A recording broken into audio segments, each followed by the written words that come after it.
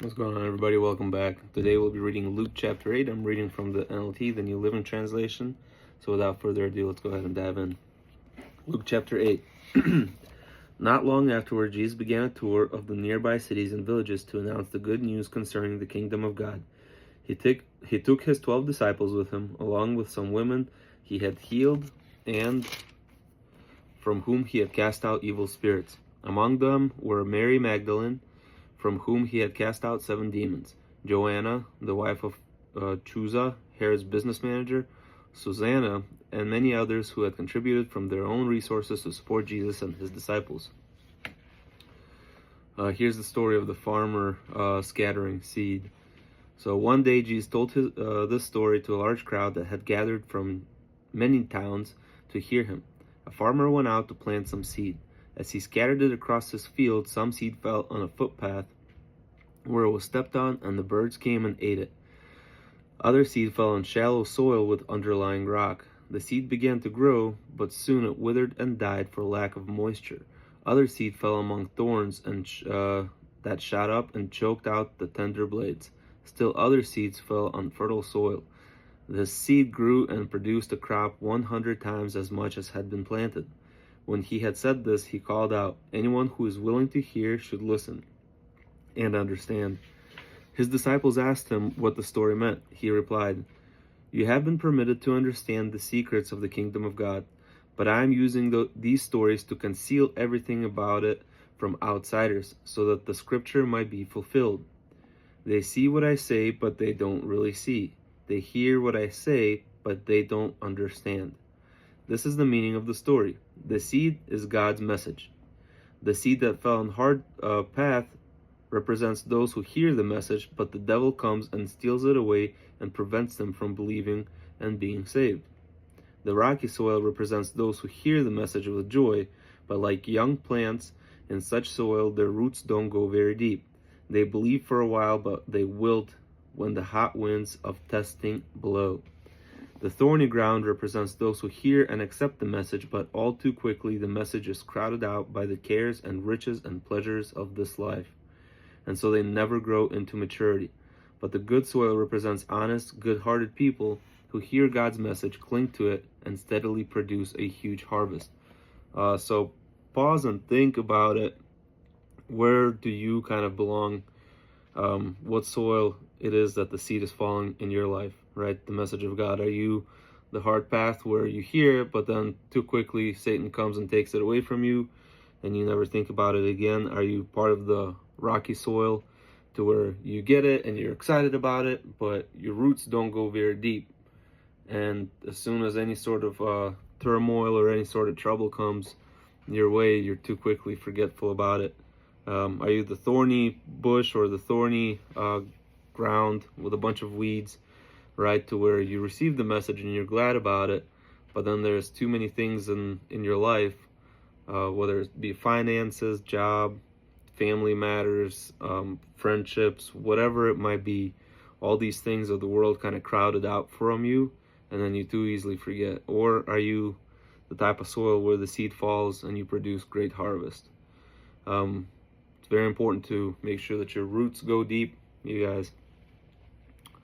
Alright, so illustration of the lamp.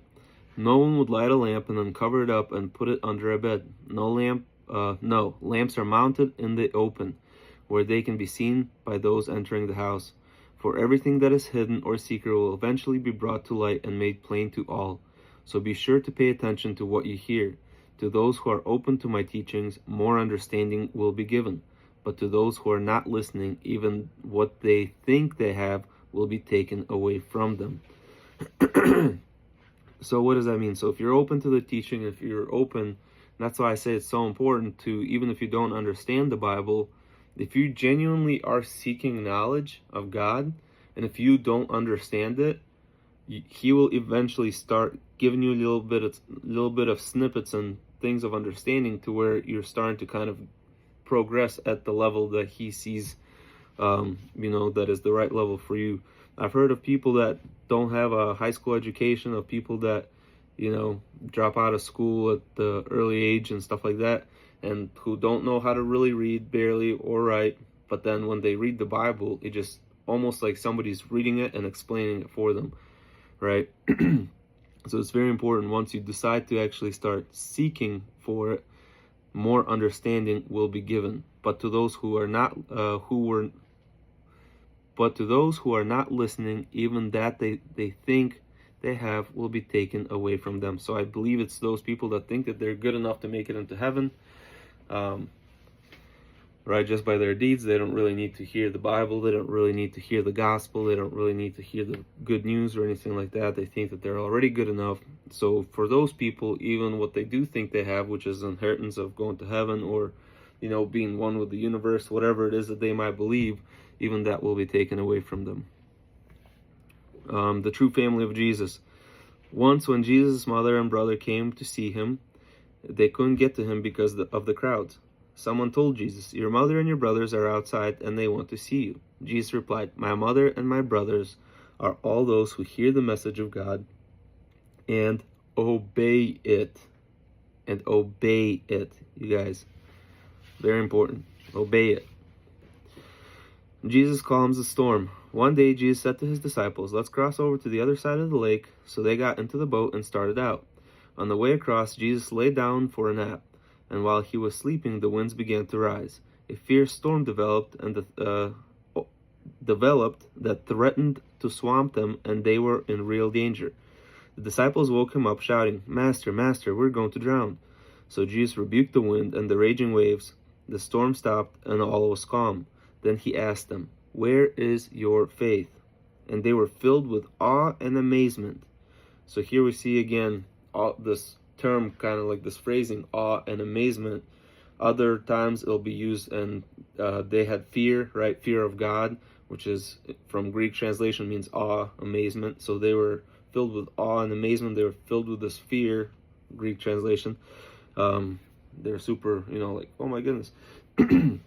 They said to one another, "Who is this man that even the winds and the waves obey?" Jesus heals a demon-possessed man. So they arrived in the land of Gerasenes. I think I said that right. Gerasenes, across the lake from Galilee. As Jesus was climbing out of the boat, a man who was possessed by demons came out to meet him. Homeless and naked, he had lived in a cemetery for a long time.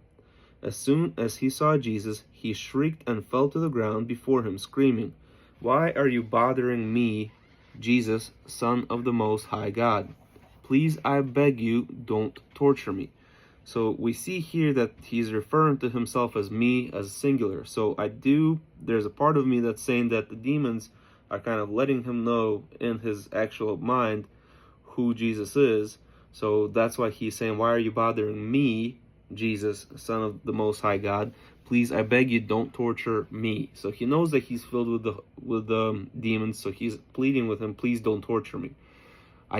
From my understanding, that's how I see this. For Jesus had already commanded the evil spirits to come out of him. This spirit has often taken control of the man. Even when he was shackled with chains, he simply broke them and rushed out into the wilderness, completely under the demon's power. "What is your name?" Jesus asked.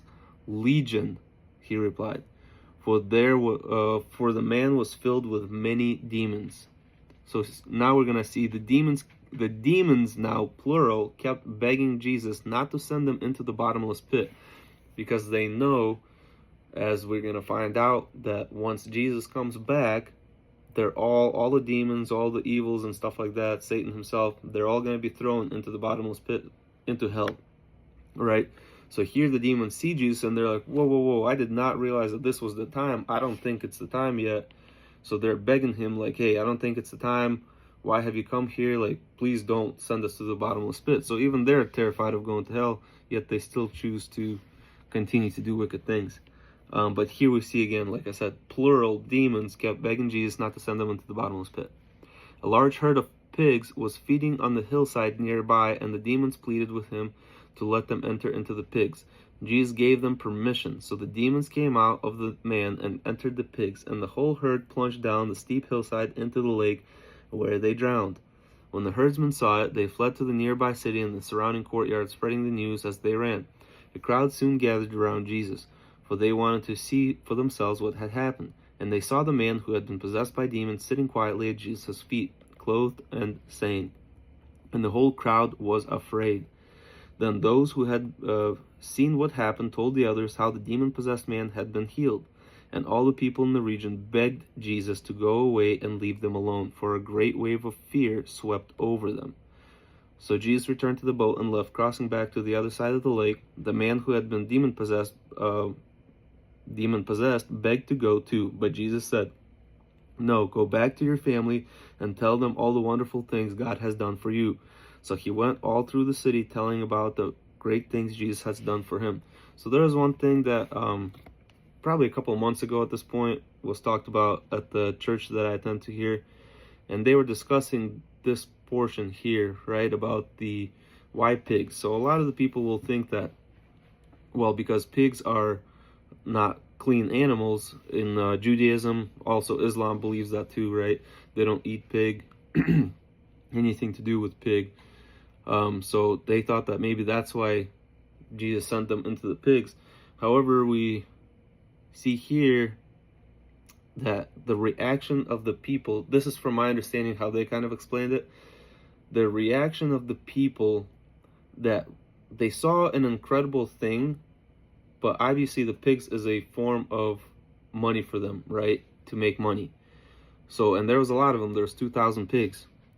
So once those pigs got sent overboard and once they all killed themselves pretty much, right? The people were more concerned about that, about their worldly possessions, than the incredible thing that they just witnessed of literally the Son of God casting out thousands of demons out of a single person. So they were swept with fear, which is understandable, but again, they begged him to go away and to leave them alone, because they were more concerned that they would rather stick to their own traditions, their own things, like for example herding pigs, which again cost them a lot of money. So they would rather stick to that than have this amazing, incredible individual come and be with them and kind of, like, maybe tell them who he is and what's going on. Hopefully I kind of didn't confuse anybody any further there. All right, let's continue. Jesus heals in response to faith. On the other side of the lake, the crowds received Jesus with open arms because they had been waiting for him. And now a man named Jairus, a leader of the local synagogue, came and fell down at Jesus' feet, begging him to come home with him. His only child was dying, a little girl 12 years old. As Jesus went with him, he was surrounded by the crowds, and there was a woman in the crowd who had a hemorrhage for 12 years. She had spent everything she had on doctors and still could find no cure. She came up behind Jesus and touched the fringe of his robe. Immediately the bleeding stopped. "Who touched me?" Jesus asked. Everyone denied it, and Peter said, "Master, this whole crowd is pressing up against you." But Jesus told him, "No, someone deliberately touched me, for I felt healing power go out from me."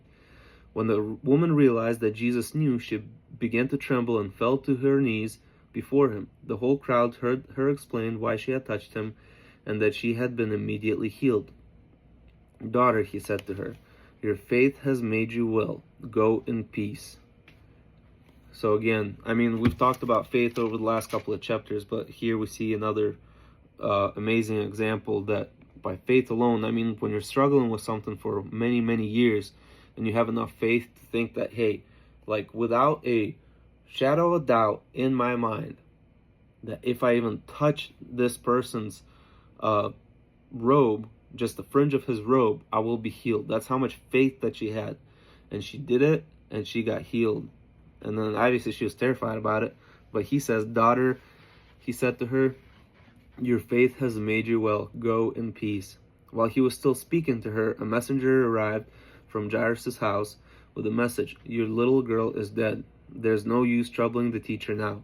But when Jesus heard what had happened, he said to Jairus, "Don't be afraid. Just trust me, and she will be all right." When they arrived at the house, Jesus wouldn't let anyone go in with him except Peter, James, and John, and the little girl's father and mother. The house was filled with people weeping and wailing, but he said, Stop the weeping. She isn't dead, she's only asleep." But the crowd laughed at him because they all knew she had died. Then Jesus took her by the hand and said in a loud voice, "Get up, my child." At that moment her life returned, and she immediately stood up. Then Jesus told them to give her something to eat. Her parents were overwhelmed, but Jesus insisted that they not tell anyone what had happened. Anyways, guys, thank you so much. If you don't mind doing me a favor, just out of curiosity, if you had made it this far in the video, either say hi, comment like a period, or just do something. That way I know how many people are actually watching all the way through the video.